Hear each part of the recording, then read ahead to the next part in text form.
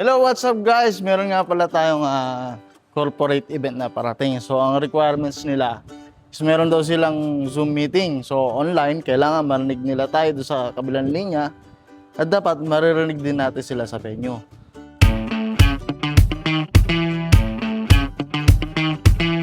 So, simple lang naman ang connection natin dyan. Pero ipapakita ko na yun sa inyo. Tapos may kailangan akong meron tayong budget meal na device na gagamitin. I-drop ko na lang sa comment yung link ng device na gagamitin natin. So maganda tong device na to para sa mga corporate events, lalo na sa live stream pwede rin to. Pero ito ginagamit ko to para sa Zoom meeting or any online meeting.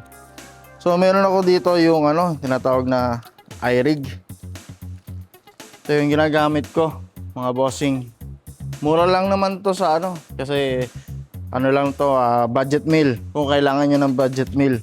So syempre kapag gusto nyo ng original, ganito. Mas mahal nga lang to. So ito testing natin ito yung bibigay ko kayo ng connection para sa budget meal. Gamitin natin to. So kailangan maririnig nila tayo.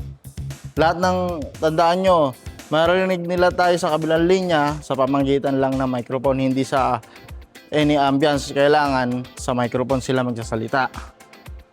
Ano nga ba kailangan natin? So kailangan natin to. Kailangan din natin ng output, XLR to jack na male. Tapos kailangan din natin ng XLR to jack na female. Kailangan din natin ng isang laptop connection. So kung medyo malayo, ito ang gagamitin ko kasi XLR to 3.5. So para ma-extend ko pa siya. So una ko yung setup para sa output. Okay, tusok tayo sa X1. Okay? Ito yung papunta dun sa laptop. Ngayon connect ko siya. Ito yung XLR, pinagdugtong siya. Pwede rin naman diretsong PL kung PL to PL kung medyo malapit ka lang. So connect natin dito sa input ng interface na to. Tapos itong laptop connection ko na XLR to 3.5, connect ko dito. Okay? Dito ka naman ko connect sa output nito. Yan, meron siya dito sa taas.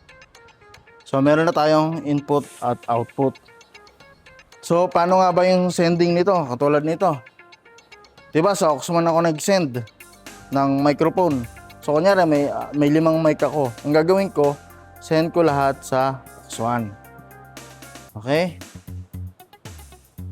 Ngayon, itong input, ito yung galing sa laptop. So para marinig natin sila. Kung sino yung nagsasalita sa kabilang linya. Ngayon, hindi mo dapat i-send yung aux1 pabalik doon sa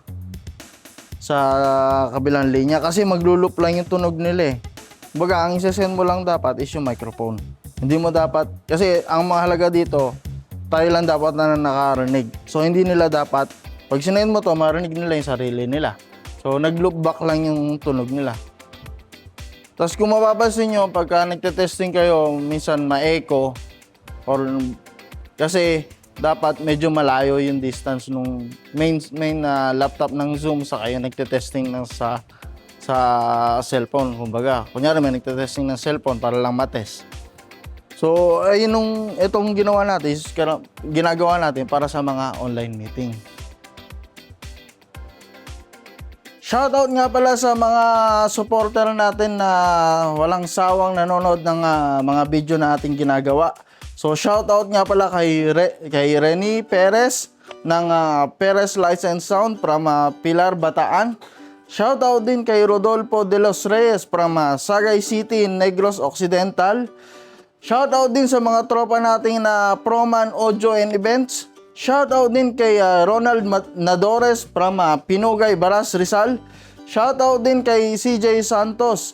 At last shoutout natin ay kay Haji Jakiri from Marshall Island. So maraming salamat sa inyo guys sa pagsuporta. More power sa inyo guys.